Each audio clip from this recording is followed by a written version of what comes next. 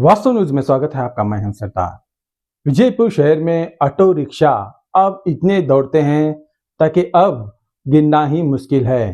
ताकि अब यहाँ पर अन्ना भाव साठे के संस्थापक सोमू रणदेवी का ये आरोप है ताकि लाखों से पैसे देकर अब ऑटो रिक्शा खरीदते हैं, मगर ना कोई पासिंग, ना कोई परमिट और ना ही कि उसका कोई पहचान। सिर्फ एक ही पहचान है जो खरीदा गया, वो एक पत्र। अब उस पर आरटीओ प्रशासन अब तक ना इनको परमिट मिल रहा है और ना ये गाड़ियां पासिंग हो रहे हैं। कई बार संबंधित अधिकारियों को इन ऑटो रिक्शा के बारे में शिकायत की, मगर कोई भी अब तक लाखों से पैसे देकर लिया खरीदा हुआ ऑटो रिक्शा के मालिकों को अब तक इंसाफ नहीं मिल पा रहा। अगर कुछ एक्सीडेंट हो गया, कोई हादसा हो गया, अगर किसकी मौत हो गई, आखिर इसके तो जिम्मेदार ऑटो रिक्शा के मालिक तो होते हैं, मगर इससे पहले संबंधित अधिकारी ये सोचना चाहिए ताकि यहाँ पर एक मेमोरंडम भी दे रहे हैं ताकि इसलिए हादसे में कुछ हो ना जाए और ऑटो रिक्शा के मालिक बर्बाद ना हो जाए। ताकि इसलिए ये आरोप अधिकारियों पर है ताकि उनकी लापरवाही पर अब ये ऑटो रिक्शे ड्राइवरों के लिए अब इतनी मुसीबत और इतनी तकलीफ होने लग गई है ताकि ऑटो रिक्शा के मालिक घर सही सलामत लौट जाते हैं या नहीं, पता नहीं।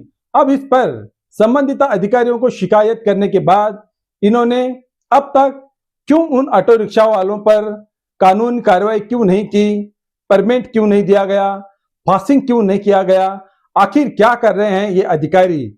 अब तो सब पुलिस प्रशासन, ट्रैफिक पुलिस प्रशासन जब कोई ऑटो रिक्शा का कोई डॉक्यूमेंट ठीक ना हो तो वो सीधे सीधे वहां पर दंड लगाते हैं, जुर्माना भरते हैं और वो जुर्माना भरकर फिर से ऑटो रिक्शा चलाते हैं। मगर अब वहां पर दिक्कत की तो यही बात है, जब संबंधित अधिकारियों को कई बार समझाने के बाद आखिर इन ऑटो रिक्शे मालिकों पर क्यों नहीं मिल पा रहा न्याय। अब उस न्याय पर विजयपुर शहर के जिला के अब डीसी को अब यहाँ पर मेमोरंडम देते हैं ताकि वही शिकायत अब ये कहने लगते हैं ताकि हादसा कुछ हो गया तो जिम्मेदार कौन। आइए देखेंगे एक रिपोर्ट में। ಸುಮಾರು ಜಿಲ್ಲೆಯಲ್ಲಿ ಇವತ್ತು ಆಟೋ ರಿಕ್ಷಾ ಚಾಲಕರನ್ನು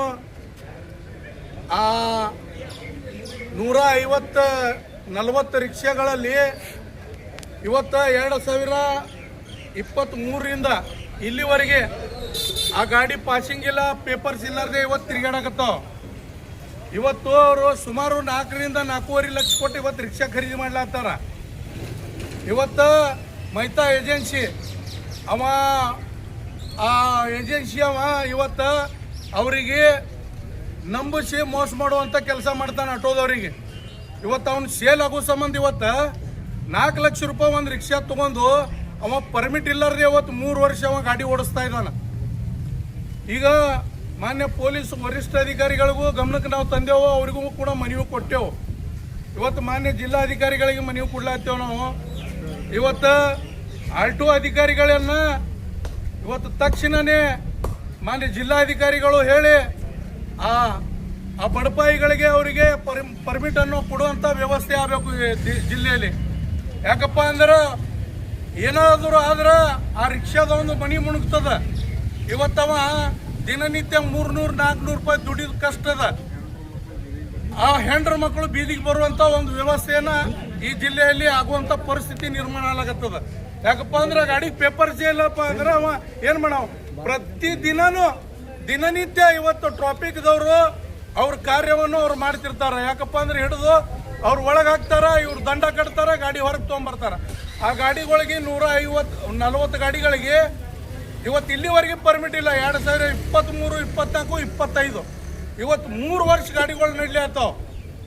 ಇವತ್ತು 145 ಗಾಡಿಗಳು ಅದಾವ।